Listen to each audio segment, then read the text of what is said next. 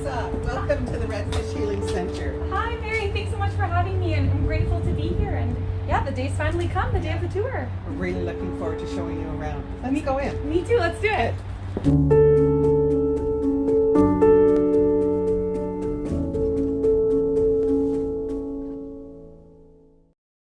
So the healing community provides lots of amenity spaces for clients who are here, who have access and can socialize a bit. So, in this area, we've got an art room, a fitness studio, a music room, and one space we're going to go into right now is the First Nations healing room.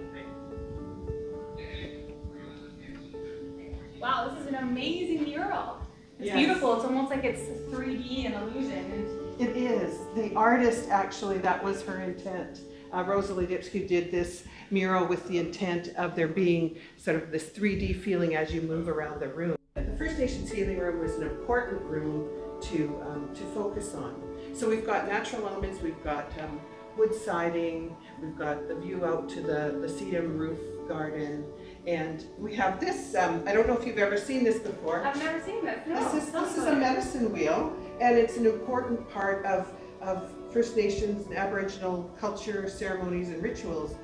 And it sort of creates a focal point in the center for the people within the space. They often organize themselves around it. The elders normally sit to the north. And so it creates this grounding sort of a center.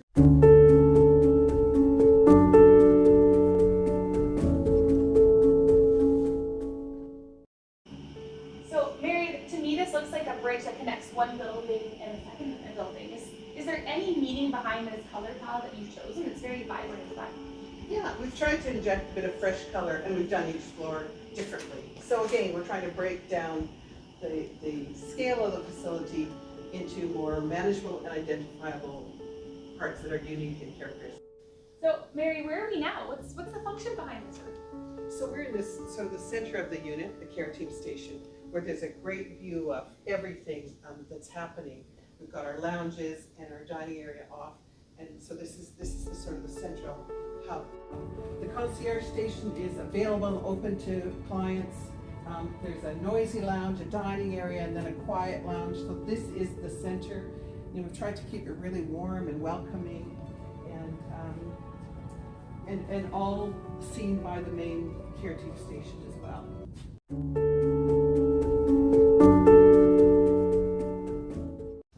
Wow, so another bridge and another color. So what's the meaning behind this one? Right, so level 2 has yew and hemlock units. So we've tried to layer the wayfinding colors and identity per floor with the thematic elements. So yew and hemlock are the 2 units on this floor, and therefore, so now we're in green. And that just mixes things up a little and gives it this floor its own character. This is such a beautiful outdoor area. Like, look It at the is. way the sun's coming in. We Yeah. have beautiful views. It's serene.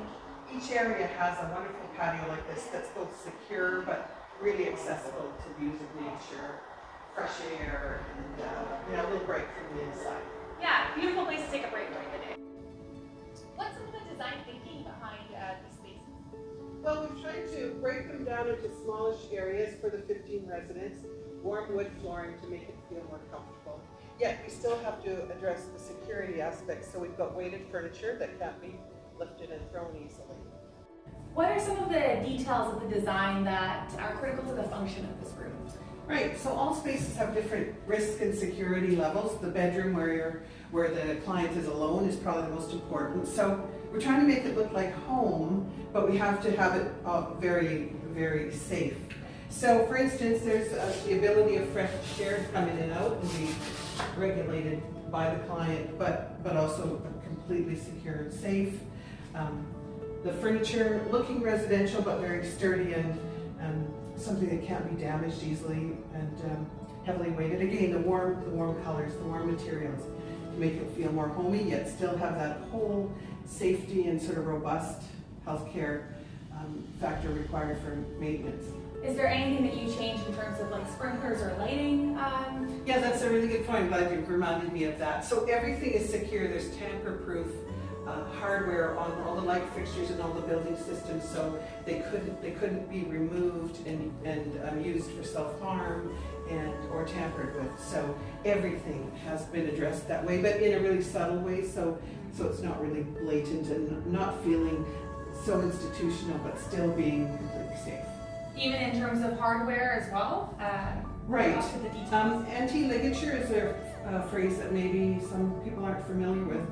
And that means that there's no opportunity to hook onto anything that could be used for self-harm. So there's no handles that have anything that can loop through. Everything, again, is anti-ligature, particularly in the highest risk areas. So here we are in the staff lounge. And that's an important place too, right? This is a really challenging job to do. So we wanted to create a nice area for staff to relax and get away. So we have a fabulously comfortable lounge and a beautiful patio outside. So that's an important part of, there you go, that's how comfortable it is. It's very nice. It's definitely the relaxation room. Absolutely, and they really need that when they get a chance to have a break. Of course. So we have the salmon berry and the solel units on this floor, and we picked this sort of periwinkle blue to reflect that. Let's go. Let's do it. Mary, how have some of the design concepts changed for mental health facility and the design of spaces? Good question. So to me, this is the new face of mental health. We've really tried to bring it away from being hidden away, bring it out into the community, make it more transparent, make it welcoming and warm, still maintaining the care and risk levels that we need, but adding a wonderful level of comfort and compassion. Well, Alexa, that kind of takes us to the end of our tour. Thanks so much for coming along. I'm so happy to show you the space. Thanks so much for having me. It was great to feature you. And yeah, I can't wait until this place can open its doors and have some very happy visitors here. Thanks.